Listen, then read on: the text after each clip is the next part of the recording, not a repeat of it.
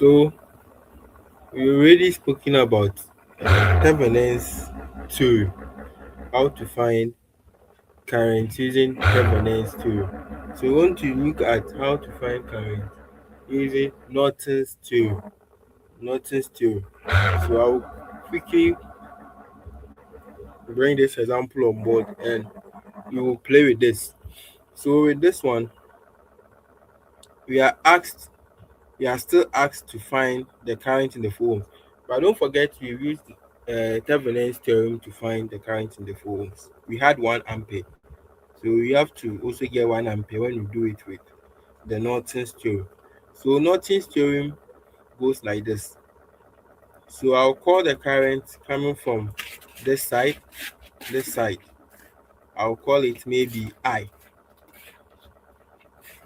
because voltage source produces current. Then I'll call the current that we are to find flowing through these 4 ohms using the Norton's theorem IN. Using the Norton's theorem IN. Then if the current entering this node is I, the one leaving is IN, then automatically the current passing through this will be I minus what? IN, which is the current from the voltage source 32 minus the Norton's current will be the current that will pass through this 8 ohms. So now we write KVL for the first loop. When I say first loop, now you know what I mean. This is second loop. So before you even do that, let me sketch how the diagram will look like.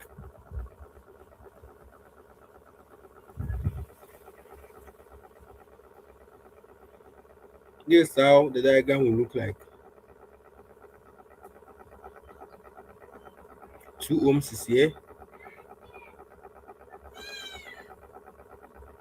8 ohms is there. This is my 32 volts.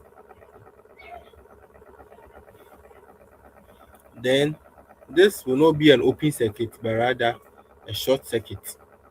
Then that's the Norton's current, because that's the current passing through the 4 ohms. 20 volts. Are we okay? Then here will be 8 ohms. Here will be 32 volts. Here will be 2 ohms. But ladies and gentlemen, what Norton is saying is that it was not in the case of Thevenin's theorem. Norton's theorem is saying we should, at the end of the day, get what you call Norton's current being in parallel to Norton's resistance. Then our short circuit element will come. So here will be the 4 ohms. But you remember that in Thevenin's theorem, that one would have been Thevenin's voltage in series with Thevenin's what? Resistance.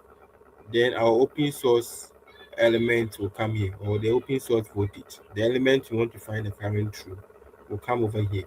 So the same preamble works. But this time, Norton's current will be in parallel with the Norton's resistance.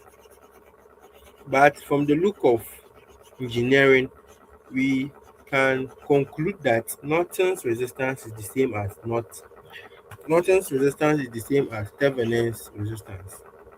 Norton's resistance is the same as Thevenin's resistance. So don't forget this. And you know how we find Thevenin's resistance? We short circuit every source or voltage source or current source. Then we find the net resistance.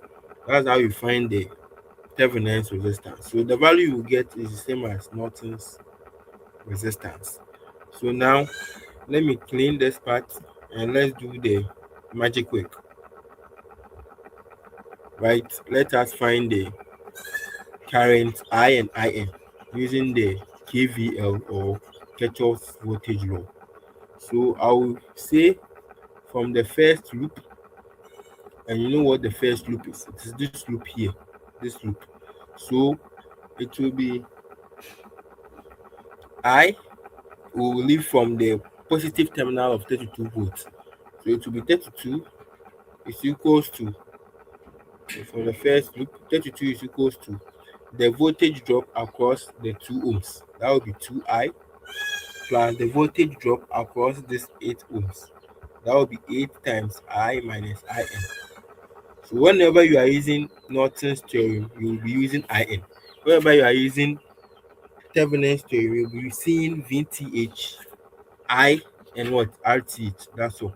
So here, it will be 32 is equals to 2I plus 8I minus 8IN. Then I will get 10I minus 8 times the Norton's current equals 32. So this is equation 1. Then we move on to equation 2, which will be from the second loop, which is the loop here, this one, the one containing the 20 volts. So with that one too, you see that uh so in each of the case you choose direction, as you know, so clockwise. So IN will be flowing through this 4 ohms. Then it will leave from the negative terminal of the 20 volts to negative 20 is equals to 8 times what? I minus IN. But you see that this is clockwise and it is moving opposite to the direction of I minus IN. So I will negate this plus 4IN. So I get minus 20 equals minus 8I plus 8IN plus 4IN. Then at the end of the day, I'll be getting 12 times the Norton's current minus 8I equals negative 20. This is equation 2. So you solve equation 1 and 2 simultaneously. So you'll be getting if you do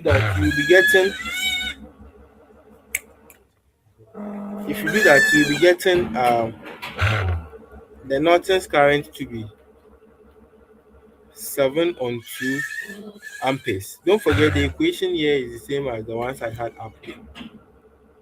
So that will be the value for.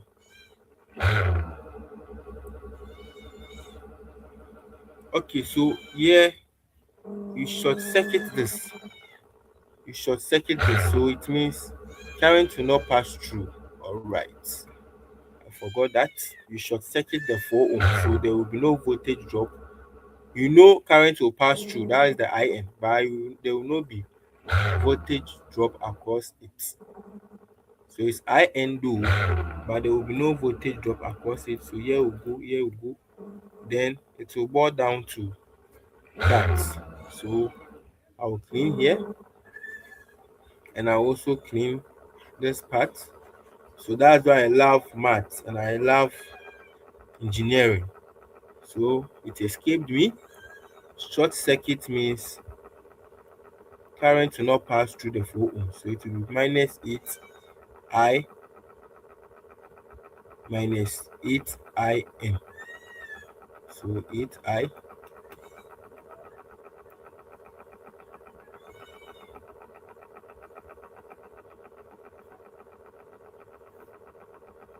so minus 8I plus 8IN. Alright, so this is equation 2. So if we should solve that, then you'll be ending up with IN equals 3.5 watt amperes. So immediately you get Norton's current, you draw your final circuit, how it will look like. Don't forget Norton's theorem should be in parallel. Then your short circuit element will come. So here will be the short circuited element, which is the 4 ohms. We want to find the current passing through, right? Which is this 4 ohms. Are we good? So I'll bring 4 ohms here. I've got it. Then here will be the Rn, which is the same as the Thevenin's what? Resistance. Here is the Norton's current. I had 7 on 2. That's if you should solve these two simultaneous equations. So what will be the Norton's resistance? Norton's resistance is the same as Norton's Norton's resistance is the same as Thevenin's resistance, and we found Thevenin's resistance from the previous video, in the previous lecture. The Thevenin's resistance for that circuit is 5.6. I suggest it's 5.6. The Thevenin's resistance 1.6. Sorry, 1.6. That will be the Thevenin's resistance. And don't forget, Norton's resistance is the same as Thevenin's resistance. So what it means is that my Rn is the same as 1.6 ohms. But for any reason, if you don't know how to do that, this is how it will look like. Fix will give you how to do everything. So you close this, then it's a minute.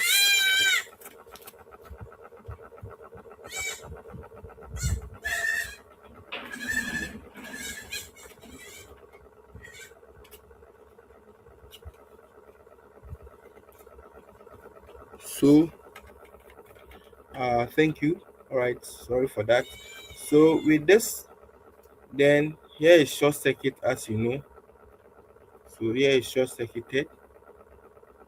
Then here too will be short circuited. Then you determine the net resistance. The net resistance. So you see that if current is flowing through these 2 ohms and gets here, it will split like that. It will split like that. So it means that this and this are in parallel. So if you should find 2 ohms and 8 ohms being in parallel, the net resistance will be product of the two resistors over the sum. So 2 times 8, which is 16, over 10. That's the sum. We get 1.6. 1.6. So now it's 1.6. I'll put it here. 1.6 ohms. 1.6 ohms. So now that you have your Norton's resistance and your Norton's current IN, we can find the current in the 4 ohms using the divider rule. The divider rule is for 2 elements in parallel or 3 elements in parallel, but for your case we use it for 2 elements in parallel. So if you want to find the current in this 4 ohms, that is the current in the 4 ohms, it will be the opposite resistor's resistance, which is 1.6, over the total of the two, which is 1.6 plus 4. Then what you will get, you multiply it with the total resistor here, which is 7 over 2. So the current in the 4 ohms will be 1.6 over 5.6 times 3.5. And if you do this one clearly or correctly, you should get 1 ampere. 1 ampere. So it is down here. Whatever I said is down here. Then here 1 ampere. You can see that, right? All right. So that is the end of this lecture, and I'll meet you again to bring you the next method, which is superposition. What? Theory. So till then, stay safe. Goodbye.